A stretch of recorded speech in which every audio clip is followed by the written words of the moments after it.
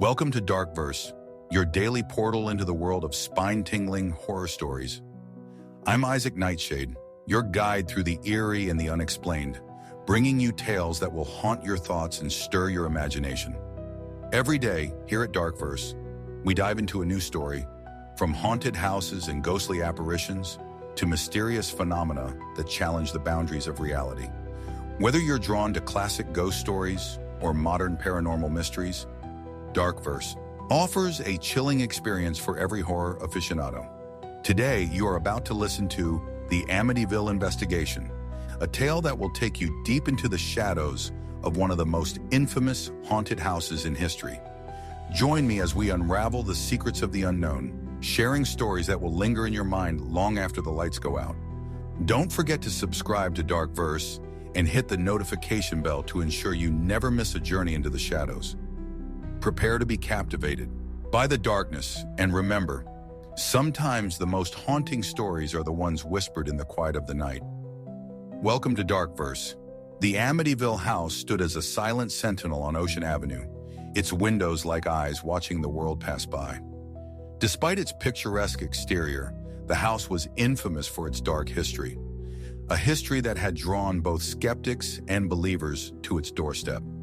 The Mitchell family, recent owners, had hoped to turn the house into a profitable tourist attraction, but strange occurrences had begun to plague their lives. The sun was setting, casting long shadows across the lawn as Sarah Mitchell stood on the porch, her eyes scanning the horizon. She shivered, though the evening was warm. It was a chill that seemed to seep from the very walls of the house, a reminder of the stories she had once dismissed as mere folklore. Her husband Tom joined her, his face etched with concern. "Do you think they'll be able to help?" Sarah asked, her voice barely above a whisper. Tom nodded, though his expression betrayed his uncertainty. "If anyone can get to the bottom of this, it's them." The them in question were Dr. Emily Carter and Detective Mark Reynolds, a duo known for their work in debunking paranormal myths. Dr. Carter, a psychologist specializing in mass hysteria, approached the case with a scientific mind. Her skepticism was her shield, and she was intrigued by the psychological implications of the Amityville legend. Detective Reynolds, on the other hand, was driven by a personal vendetta against charlatans who preyed on the vulnerable. His logical approach often clashed with the beliefs of others, but his reputation for uncovering the truth was unmatched. As the Mitchells waited, the air seemed to thicken with anticipation. The house, with its gabled roof and iconic quarter-moon windows, loomed behind them, a silent witness to the unfolding drama. It was a house that had seen too much, and yet it remained an enigma. The sound of a car approaching broke the silence. A sleek black sedan pulled up to the curb, and Dr. Carter and Detective Reynolds stepped out, their expressions a mix of curiosity and determination. They exchanged a brief glance, a silent acknowledgement of the task ahead. "Mr. and Mrs. Mitchell?" Dr. Carter extended her hand, her demeanor professional yet warm. "Thank you for reaching out to us." "We're just glad you're here," Tom replied, shaking her hand firmly. "We need answers." Detective Reynolds surveyed the house, his eyes narrowing as he took in the details. "Let's see what we're dealing with," he said, his voice steady. As they entered the house, the atmosphere seemed to shift, the air growing cooler. The Mitchells led them through the rooms, recounting the strange occurrences, doors slamming, cold spots, and eerie whispers. Their accounts were filled with inconsistencies, each story more unsettling than the last. Dr. Carter listened intently, her mind racing with possibilities. She knew that fear could be a powerful force, capable of distorting reality. Yet as she walked through the house, she couldn't shake the feeling that there was something more at play. Detective Reynolds, ever the skeptic, focused on the details. He noted the creaky floors, the drafty windows, and the old plumbing, potential explanations for some of the phenomena. But even he couldn't deny the unease that seemed to permeate the house. As the tour concluded, the investigators gathered in the living room, the weight of the house's history pressing down on them. Dr. Carter and Detective Reynolds exchanged a look, a silent agreement that this case would be unlike any other. The investigation had begun, and the truth, whatever it may be, awaited them in the shadows of the Amityville house. Dr. Emily Carter and Detective Mark Reynolds settled into the Mitchells' living room, the air thick with anticipation. The Mitchells, seated across from them, appeared both hopeful and anxious. Sarah clutched a steaming cup of tea, her hands trembling slightly, while Tom sat rigidly, his eyes darting around the room as if expecting something to happen at any moment. "Let's start with the basics," Dr. Carter suggested, her voice calm and reassuring. "Can you describe the events you've experienced since moving in?" Sarah took a deep breath, her voice wavering as she began. "It started with small things. Doors creaking open, cold drafts in rooms where the windows were shut tight. We thought it was just the house settling, but then it got worse." Tom nodded, picking up the narrative. "We'd hear footsteps at night, and sometimes we'd wake up to find the furniture moved. The worst was the whispers. They'd come out of nowhere like someone was standing right behind you." Detective Reynolds jotted down notes, his expression thoughtful. "And these occurrences, do they happen at specific times or in certain areas of the house?"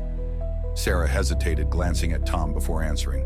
"Mostly at night, and usually in the basement or the attic, but sometimes it's like the whole house is alive." Exploring the house, with the initial interviews complete, Dr. Carter and Detective Reynolds began their tour of the house. The Mitchells led them through each room, pointing out areas where the phenomena were most frequent. The basement was their first stop. It was dimly lit, the air cool and musty. Detective Reynolds examined the walls and floor, noting the old pipes and the draft that seemed to seep through the cracks. "Could explain the cold spots," he murmured, more to himself than anyone else. Dr. Carter, meanwhile, focused on the psychological impact of the space. "Basements can be unsettling," she said, her voice echoing slightly. "The isolation, the darkness, it can play tricks on the mind." Next, they ascended to the attic, a space cluttered with forgotten boxes and old furniture.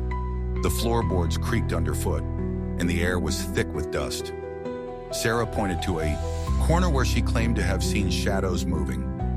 Dr. Carter made a mental note, considering the effects of light and shadow in such a confined space. Interviews and research.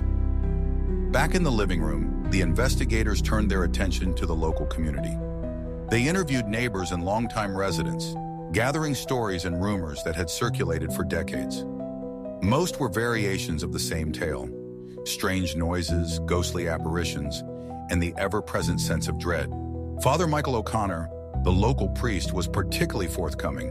He recounted his own experiences with the house, his eyes alight with conviction. "I've felt the presence there," he insisted. "There's something beyond our understanding, something that defies logic." Dr. Carter listened with interest, though her skepticism remained intact. She was more intrigued by the psychological effects of belief and how it could manifest in physical sensations.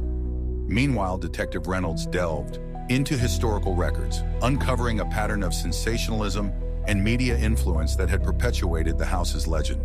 He found evidence of previous owners fabricating stories for profit, adding layers of complexity to the case. A growing mystery, as the investigation progressed, the team began to piece together a picture of the Amityville house that was both fascinating and perplexing. While many of the phenomena could be explained by natural causes, there were still elements that defied easy explanation. Dr. Carter and Detective Reynolds found themselves drawn deeper into the mystery, their initial skepticism challenged by the sheer weight of the evidence, both tangible and intangible. The house, it seemed, was a puzzle with pieces that refused to fit neatly together. The stage was set for a confrontation with the unknown, and the investigators knew that the answers they sought might not be as clear-cut as they had hoped. The Amityville house held its secrets close, and it would take all their skill and determination to uncover the truth. Determined to gather first-hand evidence, Dr. Emily Carter and Detective Mark Reynolds decided to spend a night in the Amityville house. The Mitchells, though apprehensive, agreed to leave the investigators alone, hoping that their presence might finally bring clarity to the unsettling events. As night fell, the house seemed to take on a life of its own. Shadows stretched across the walls, and the familiar creaks and groans of the old structure became more pronounced. Dr. Carter and Detective Reynolds set up cameras and audio equipment in key areas, their senses heightened by the anticipation of what the night might reveal. The hours passed slowly, the silence punctuated only by the occasional rustle of leaves outside and the distant hum of traffic. Dr. Carter sat in the living room, her eyes scanning the monitors for any sign of movement. Detective Reynolds patrolled the house, his flashlight cutting through the darkness. The unexplainable encounter. It was shortly after midnight when the first anomaly occurred. The temperature in the living room dropped suddenly, the air turning icy cold. Dr. Carter shivered, pulling her jacket tighter around her.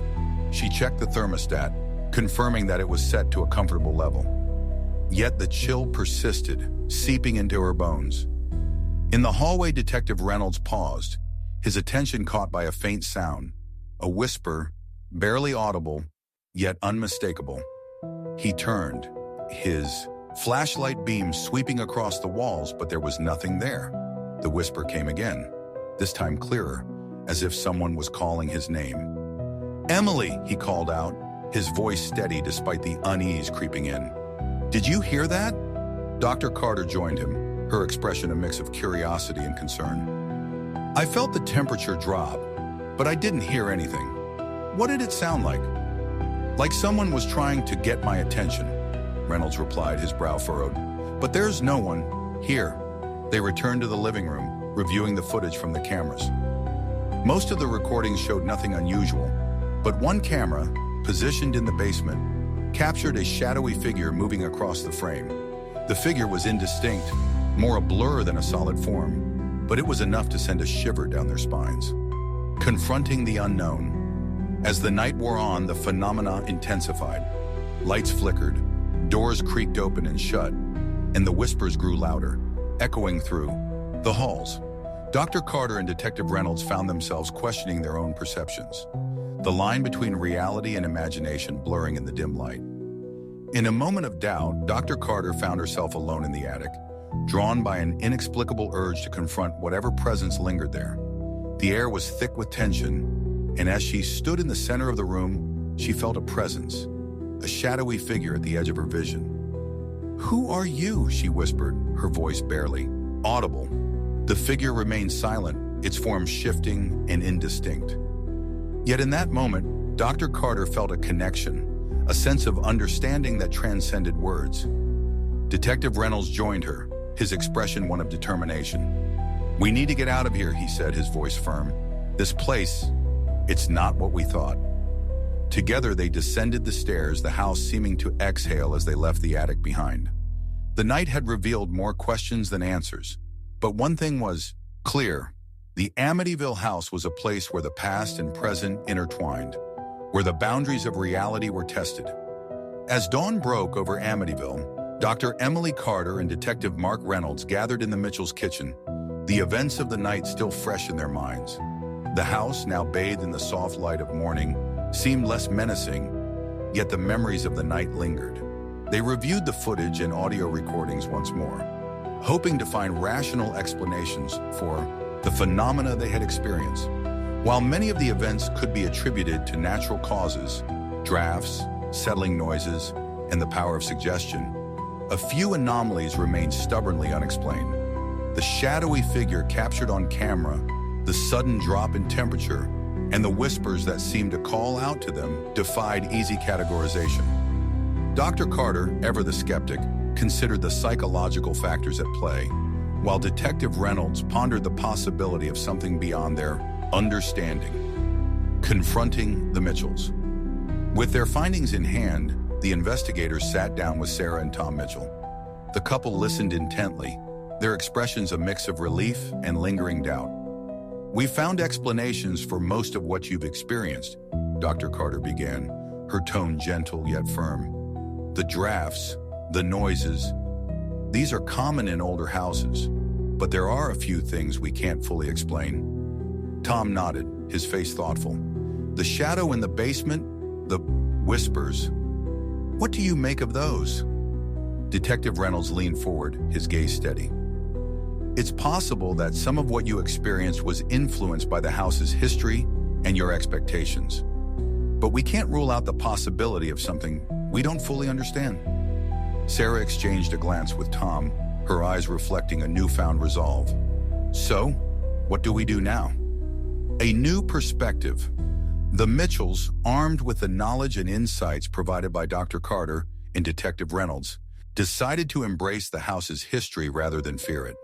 They saw an opportunity to transform the Amityville house into a place of learning and exploration, a museum dedicated to the intersection of fact and fiction.